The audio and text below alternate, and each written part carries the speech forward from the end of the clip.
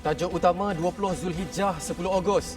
Ajaran sesat serupa Ayah Pin dihidupkan semula. Sindiket jual haiwan eksotik diburu.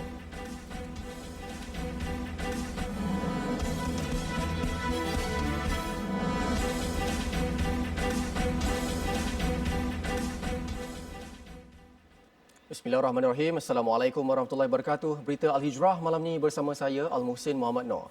Akidah atau kepercayaan dalam Islam tidak boleh diambil secara logik akal tetapi perlu berpandukan Al-Quran dan As-Sunnah. Pendakwah bebas Dr. Nur Muhammad Hadi berkata, fahaman pluralisme atau menyamakan semua agama dalam erti kebenaran hukumnya haram dan jelas bertentangan dengan syariat Islam. Tentang pluralisme yang disebutkan sekarang ini, samakan agama tidak boleh diterima daripada sudut Islam. Kenapa? Kerana dia berdoa. Ada agama, semua ada agama berdoa. Pelbagai agama sekarang ni mereka berdoa. Tetapi mereka berdoa kepada siapa? Islam berdoa kepada Allah.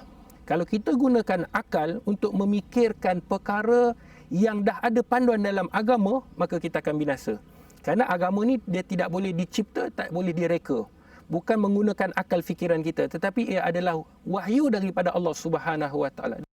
Tambahnya, walaupun Islam agama yang bersifat universal dan menerima kewujudan pelbagai agama, namun ia tidak menyeru kepada kesamarataan agama seperti yang dipercayai dalam fahaman pluralisme. Justru umat Islam perlu mendalami ilmu agama supaya tidak terjerumus dalam pemikiran liberal dan fahaman yang menyeleweng. Ia adalah hasil daripada liberal, pemikiran yang nak menyamakan semua benda, iaitu laki-laki sama dengan perempuan, kemudian pembahagian harta nak kena sama, hak kebebasan, dan kemuncaknya adalah sama daripada sudut agama. Maksudnya agama pun mereka nak sama-samakan. Tidak ada agama yang lebih tinggi.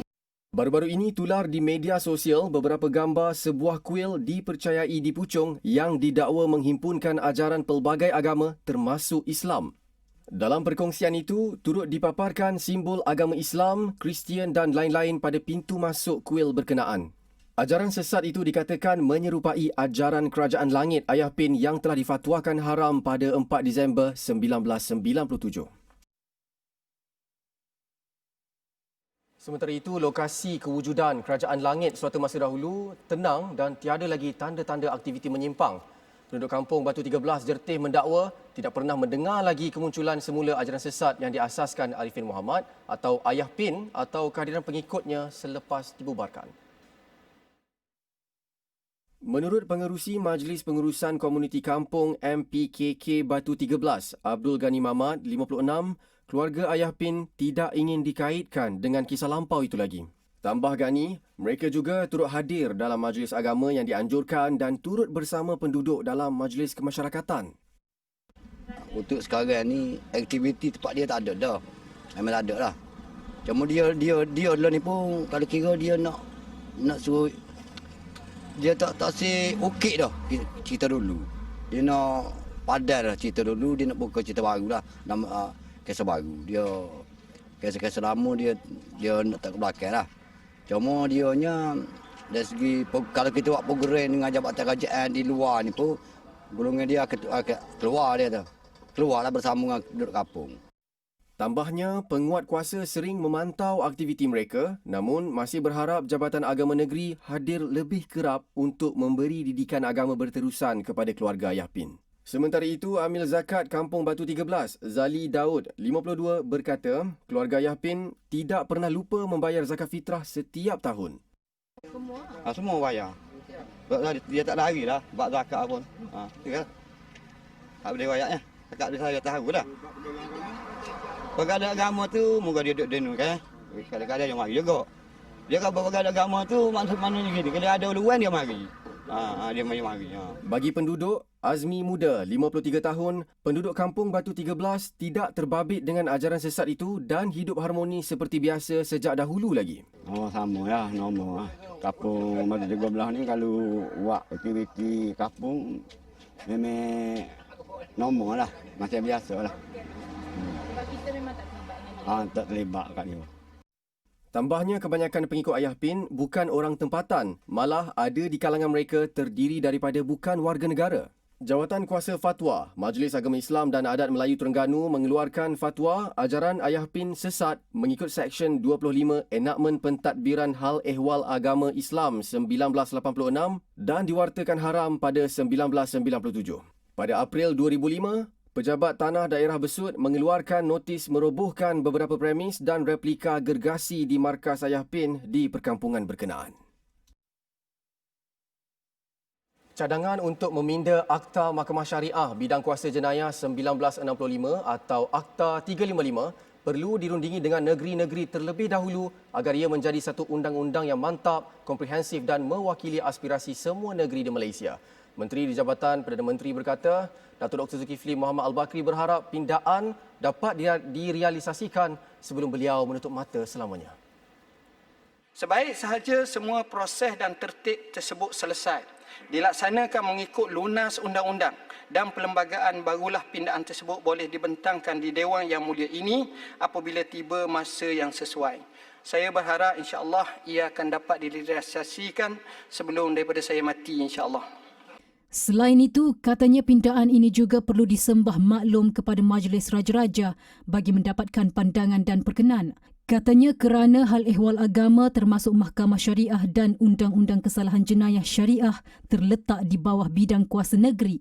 Datuk Dr. Zulkifli berkata kerajaan amat memahami dan menghargai keprihatinan ahli Dewan serta seluruh rakyat Malaysia dalam memperkasa dan menaik taraf institusi Mahkamah Syariah. Beliau berkata demikian ketika menggulung perbahasan usul titah diraja di Dewan Rakyat. Jumlah peruntukan untuk sekolah tahfiz, pondok dan sekolah agama dinaikkan kepada RM100 juta bagi tahun 2019 dan 2020. Timbalan Menteri di Jabatan Perdana Menteri Ahmad Marzuq Syahari berkata jumlah itu meningkat berbanding tahun 2017 dan 2018. Menurutnya pada 2017, ketiga-tiga institusi itu mendapat peruntukan sebanyak RM80 juta, manakala tahun berikutnya menurun kepada RM75 juta. Pada tahun 2019, kerajaan memperuntukkan sebanyak 100 juta secara one-off. Peruntukan ini merangkumi 25 juta untuk institusi pondok, 50 juta untuk institusi tahfiz dan 25 juta pula untuk sekolah agama yang disalurkan melalui Kementerian Pendidikan Malaysia. Keprihatinan Kerajaan Persekutuan berhubung perkara ini dapat dilihat menerusi pembentangan bajet 2020 iaitu sebanyak 100 juta diluluskan di mana 25 juta untuk institusi pondok, 50 juta untuk institusi tahfiz dan 25 juta lagi untuk sekolah agama. Beliau menjawab pertanyaan lisan Ahli Parlimen Parit Buntar, Datuk Seri Dr. Mujahid Yusof Rawa yang meminta kerajaan menyatakan jumlah peruntukan diberikan kepada sekolah agama, tahfiz dan pondok bagi tahun 2017 sehingga 2020. Menurut Marzuq, keseluruhan peruntukan untuk ketiga-tiga institusi itu diagihkan melalui Jabatan Kemajuan Islam Malaysia JAKIM. Isu pemburuan haram di beberapa kawasan hutan di sekitar Johor. Jabatan Perlindungan Hidupan Liar dan Taman Negara Perkhidmatan Negeri berkata siasatan dalaman sedang tertumpu sama ada terdapat pembabitan anggota yang melindungi aktiviti pemburuan haram berkenaan. Pengarahnya Salman Saaban berkata pihaknya akan bekerjasama sepenuhnya dengan Polis Diraja Malaysia PDRM dalam mengesan dalang aktiviti pemburuan haram tersebut. Katanya laporan polis akan segera dilakukan jika Perkhidmatan menemui sebarang petunjuk dan kesan mengenai insiden pemburuan haram berkenaan.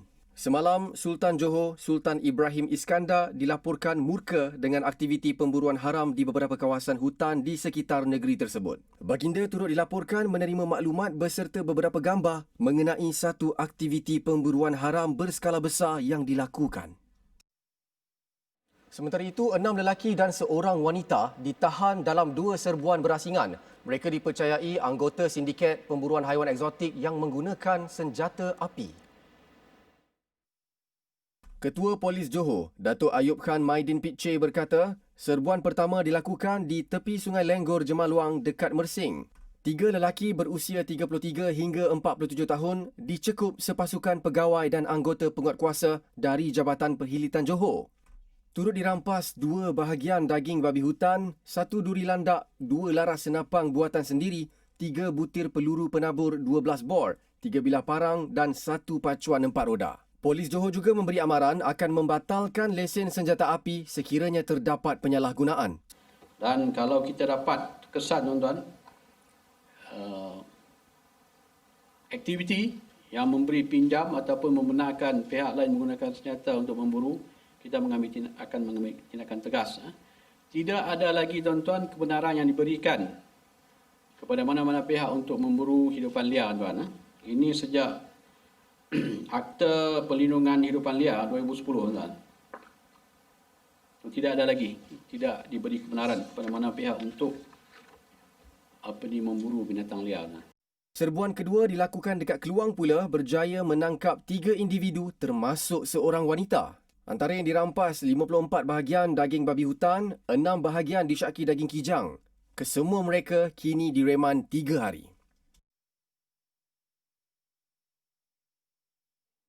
Di Shah Alam, 4 sekeluarga nyaris maut selepas rumah teres 2 tingkat yang didiami terbakar. Mereka ditemui di dalam bilik air di tingkat atas di bilik tidur utama dalam keadaan berpelukan dan basah disebabkan peluh serta hampir sesak nafas. Penolong Pengarah Operasi Jabatan Bomba dan Penyelamat JBPM Selangor, Hafizah Muhammad Noor berkata bomba menerima panggilan pada 2.18 pagi dan tiba di lokasi sejauh 18 km itu pada 2.37 pagi. Mereka dimaklumkan ada mangsa namun tidak tahu jumlahnya. Pasukan penyelamatan buat pemadaman untuk memasuki ke rumah atas dan mencari mangsa. Mereka menemui suami isteri serta 2 anak dalam keadaan berpelukan.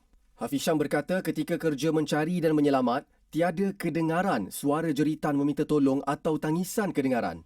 Mangsa dipercayai berdiam saja, bertawakal dan berserah pada Tuhan supaya bomba dapat menemui mereka dalam keadaan selamat.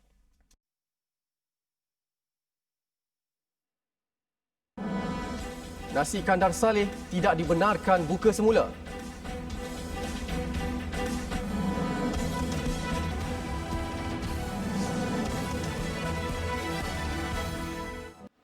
Alhamdulillah bertemu lagi. Kerajaan menguatkuasa Perintah Kawalan Pergerakan diperketat secara pentadbiran TEMCO di 2 kampung di Perlis bermula hari ini.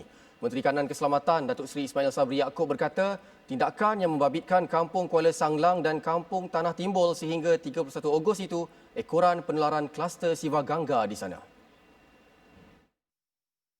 PKPD secara bersasar pentadbiran ini akan bermula dari 10 Ogos sehingga 31 Ogos 2020 yang melibatkan 191 buah rumah dengan 872 penduduk.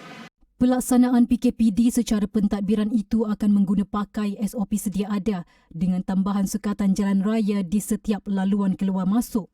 Namun katanya kerajaan tidak bercadang untuk mengenakan larangan pergerakan di negeri itu dan Kedah kerana ketika ini PKPD TEMCO hanya dilaksanakan berdasarkan lokaliti yang terlibat dengan kluster COVID-19 sahaja. Dalam isu berlainan, Datuk Seri Ismail Sabri memaklumkan kos kuarantin di Institut Latihan Awam ILA dikurangkan kepada RM100 sehari berbanding RM150 sebelum ini bagi setiap individu. Beberapa aduan daripada yang berada di pusat kuarantin, terutamanya di ILA, Institut Latihan Awam, kerana kos yang mereka bayar sama dengan kos di hotel. Sedangkan dari segi fasilitis, mereka yang tinggal di ILA, fasilitisnya kurang, jauh lebih kurang berbanding dengan fasilitis yang ada di hotel. Bagi anak berusia di bawah 12 tahun boleh berkongsi bilik dengan salah seorang penjaga tanpa sebarang caj. Namun individu kedua atau ketiga yang berkongsi bilik perlu membayar RM50 sehari bagi kos makan minum. Bagaimanapun katanya, caj kuarantin di hotel masih kekal RM150 sehari. Individu yang berada di dalam kawasan Perintah Kawalan Pergerakan diperketatkan PKPD secara pentadbiran TEMCO tidak dibenarkan keluar untuk bekerja berkuat kuasa serta-merta. Menteri Besar Kedah Muhammad Sanusi Maknor memohon kerjasama majikan untuk tidak mengambil tindakan seperti memotong gaji, memecat serta memberhentikan pekerja yang tidak dapat datang bekerja kerana Temco. MKN sudah mengarahkan Kementerian Sumber Manusia mengeluarkan satu surat. Pekerja-pekerja ni boleh dapatkan surat tu di Pejabat Kesihatan Daerah ataupun di Pejabat Daerah untuk dihantar kepada majikan dia lah. Kebenaran ataupun surat izin ataupun saya dah tengok tapi saya lupa kandungan dia. Kementerian Sumber Manusia memohon majikan-majikan untuk tidak mengambil apa-apa tindakan lah. Dalam masa yang sama, Sanusi turut mengingatkan individu yang memakai gelang putih sahaja yang dibenarkan untuk keluar membeli barangan keperluan. Nasi Kandar Saleh, Napoh tidak dibenarkan beroperasi semula. Premis itu juga diarah tutup dan disita sebelum tindakan lanjut akan ditentukan selepas Temco tamat pada 30 Ogos ini. Berkaitan dengan kedai Saleh ni, kedai dia tu dah diarah tutup sehingga tidak ada inilah tempoh untuk dibuka balik lah. Saya pun ada dipahamkan dia akan diambil tindakan lain lah. Dan premis dia pun dah disita dan tidak akan dibuka lagi. Beliau faham ramai pihak tidak berpuas hati dengan pemilik premis terbabit. Namun kerajaan negeri bertanggungjawab memastikan pelaksanaan Temco berjalan lancar terlebih dahulu. Sebelum ini, Temco terpaksa dilaksanakan di 4 mukim di Kedah. Berikutan seorang individu yang juga pengusaha kedai nasi kandar di Napoh didapati positif COVID-19. Selepas pulang dari India dikenali sebagai kluster Sivaganga. Kluster Sivaganga dan Kurau catat peningkatan kes positif COVID-19, ekoran ketidakpatuhan SOP yang ditetapkan bagi tangani wabak maut itu. Ketua Pengarah Kesihatan Datuk Dr. Nur Hisham Abdullah berkata, aktiviti berkunjung ketika musim perayaan Aidiladha baru-baru ini dikenal pasti antara punca utama penularan kedua-dua kluster berkenaan. Jangkitan COVID-19 dalam kedua-dua kluster ini sebahagian besar adalah disebabkan oleh aktiviti kunjung-mengunjung semasa musim perayaan. Kebanyakan kes positif kedua-dua kluster ini adalah terdiri daripada ahli keluarga, golongan warga emas dan juga kanak-kanak turut termasuk dalam kes-kes positif dalam kluster ini. Jelas beliau, individu yang tidak sihat atau bergejala tidak sepatutnya mengunjungi atau menyertai sebarang majlis, kenduri dan juga perayaan. Setakat ini, kluster Sivaganga sudah menjangkiti 45 individu, manakala kluster Kurau yang kini ada di Perak dan Pulau Pinang telah mencatatkan 5 kes. Bekas Menteri Kewangan Lim Guan Eng mengaku tidak bersalah di Mahkamah Session Khas Rasuah Butterworth atas pertuduhan meminta suapan berjumlah 3.3 juta ringgit berhubung projek pembinaan jalan-jalan utama dan terowong di Pulau Pinang. Mengikut pertuduhan, ahli Parlimen Bagan itu semasa menjadi Ketua Menteri Pulau Pinang didakwa menggunakan kedudukannya untuk suapan bagi dirinya wang berjumlah 3.3 juta ringgit sebagai tindakan membantu syarikat milik Datuk Zarul Ahmad Muhammad Zulkifli dilantik untuk melaksanakan projek itu yang bernilai lebih 6.3 juta ringgit. Beliau dituduh melakukan kesalahan itu di antara Januari 2011 dan Ogos 2017 di Pejabat Ketua Menteri Pulau Pinang. Beliau melakukan kesalahan di bawah Seksyen 23/1 Akta Suruhanjaya Pencegahan Rasuah Malaysia 2009, Akta 694 yang boleh dihukum di bawah Seksyen 24/1 Akta yang sama. Jika sabit kesalahan, penjara maksimum 20 tahun dan denda tidak kurang 5 kali ganda jumlah atau nilai suapan atau RM10,000. Kes dipindahkan ke Mahkamah Session Kuala Lumpur. Kes akan disebut semula 9 September. Guan Eng juga akan berdepan satu lagi pertuduhan di bawah akta sama bersabit kes lain pada Selasa. Cukai penanaman kabel atau paip utiliti yang ditanam dalam bumi atau laut akan diperkenalkan di Kelantan. Menteri Besar Datuk Ahmad Yaakob berkata, cadangan itu bagi menambah hasil negeri.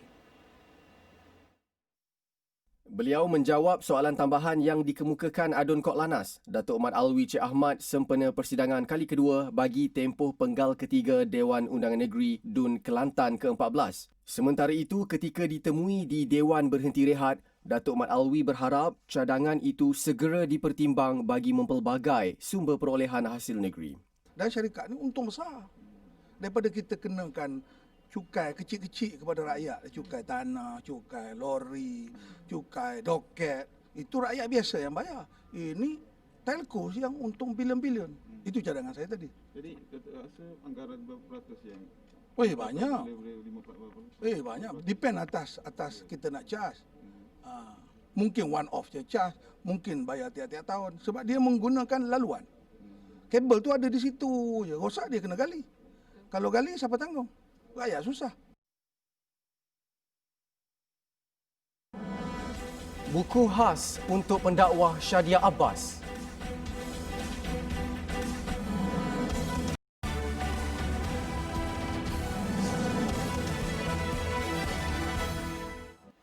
Alhamdulillah, bertemu lagi. Bank Rakyat menawarkan lanjutan moratorium selama 3 bulan kepada pelanggan yang menghadapi kesukaran meneruskan pembayaran pembiayaan mereka selepas tempoh moratorium secara automatik tamat 30 September ini. Sebagai langkah proaktif, hampir 190,000 akaun pembiayaan berpotensi yang terjejas telah dikenal pasti dan bank telah mula menghubungi pemilik akaun secara berperingkat. Kemudahan bantuan lanjutan yang ditawarkan tersebut adalah khusus untuk pelanggan yang telah diberhentikan kerja pada 2020 dan masih belum mendapat pekerjaan baharu selain mereka yang diarahkan bercuti tanpa gaji oleh majikan dan berlanjutan sehingga Disember 2020. Bantuan bersasar juga ditawarkan kepada pelanggan yang dikenakan potongan gaji oleh majikan yang mana mereka boleh diberikan pengurangan ansuran selaras dengan kadar pengurangan gaji untuk tempoh minimum selama 6 bulan.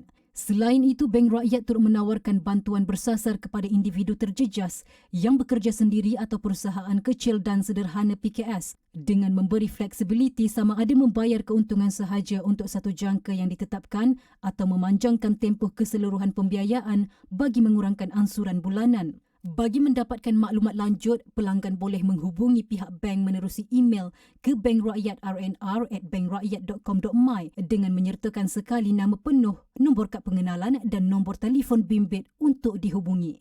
Pelanggan juga boleh menghubungi pusat panggilan di talian 1300 800 800 atau mengunjungi cawangan Bank Rakyat yang berdekatan. Maklumat juga boleh didapati menerusi laman web corporate di www.bankrakyat.com.my atau laman media sosial rasmi Bank Rakyat @mybankrakyat di Facebook, Instagram dan Twitter.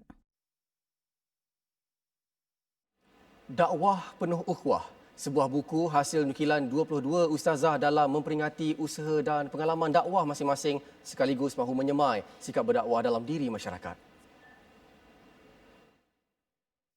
Menurut penerbit buku tersebut, Muzayyanah Abdullah, penghasilan naskah tersebut juga sebagai salah satu cara mengabdikan jalan dakwah seorang sahabat mereka juga seorang pendakwah, Syadia Abbas, yang meninggal April lalu akibat sesak nafas. Memang niatnya untuk berkongsi pengalaman dakwah kerana dakwah bukan tugas para asatizah saja tapi seluruh umat Islam yang wajib berdakwah menjulang agama Islam. Insya-Allah dengan buku ini macam-macam yang kita boleh kongsikan. Jadi bukan sahaja sekadar dakwah tetapi insya-Allah dengan memilikinya kita dapat mengetahui jalan-jalan dakwah para asatizah dan nawaitu mereka tidak lain sama sekali hatta bila kami menyusul almarhumah Ustazah Syadia Abbas walaupun telah mati tetapi menghidupkan ramai jiwa dengan tulisan kami insya-Allah. Tambahnya, idea penerbitan buku Dakwah Penuh Ukhuwah itu tercetus selepas seminggu arwah Syadia meninggal dunia. Segala hasil jualan buku berkenaan akan disalurkan kepada keluarga arwah bagi meneruskan kelangsungan dakwah beliau. Sementara itu, pendakwah terkenal yang juga penulis dalam buku tersebut, Asma Harun, mencoretkan pahit manis dakwah yang dilakukan arwah untuk pedoman pembaca. Saya yang bersyukur apabila dijemput untuk bersama-sama menuliskan buku dedikasi buat almarhumah Ustazah Syadia Abbas kerana kami para pendakwah khususnya merasakan kehilangan yang begitu besar dalam dunia dakwah dan buku ini mudah-mudahan menjadi satu rujukan kepada generasi ke generasi tentang seorang murabi, seorang murabiah, seorang wanita solehah, seorang pendakwah yang telah mendedikasikan hidupnya untuk jalan dakwah. Dalam pada itu, suami arwah yang juga seorang pendakwah, Muhammad Khairul Azman, terharu kerana pendakwah yang terlibat dalam penerbitan buku tersebut telah menyempurnakan hajat isterinya untuk menulis buku dakwah. Allahu Akbar. Saya amat terharu dengan apa yang mereka usahakan. Sekurang-kurangnya ada buah tangan untuk arwah. Arwah memang dah lama dah nak hasilkan buku sendiri, tetapi belum berkesempatan. Tak sangka rupa-rupanya para asatidah sekalian bersetuju untuk menghasilkan buku khas untuk arwah. Setiap kali saya baca, setiap muka surat saya akan menangis. Buku tersebut dijual pada harga RM29.90 senaskah. Mereka ditemui selepas majlis pelancaran yang diadakan di Masjid Ibnu Abbas, Taman Ibu Kota, Kuala Lumpur. Sedikit berita luar negara. Di Indonesia, gara-gara cemburu, seorang wanita berstatus isteri bertindak menghantar sebuah jentolak untuk merobohkan rumah madunya. Kejadian di Desa Mangga 2, Kabupaten Serdang Bedagai di Sumatera Utara itu menyusul selepas isteri tua tidak berpuas hati, suaminya dikatakan membelikan rumah baharu untuk isteri muda.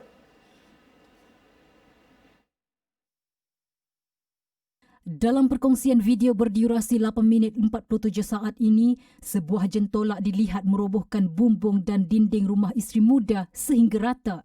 Suasana di tempat kejadian juga riuh dengan suara penduduk kampung memanggil nama si isteri muda yang didakwa sedang hamil 3 bulan.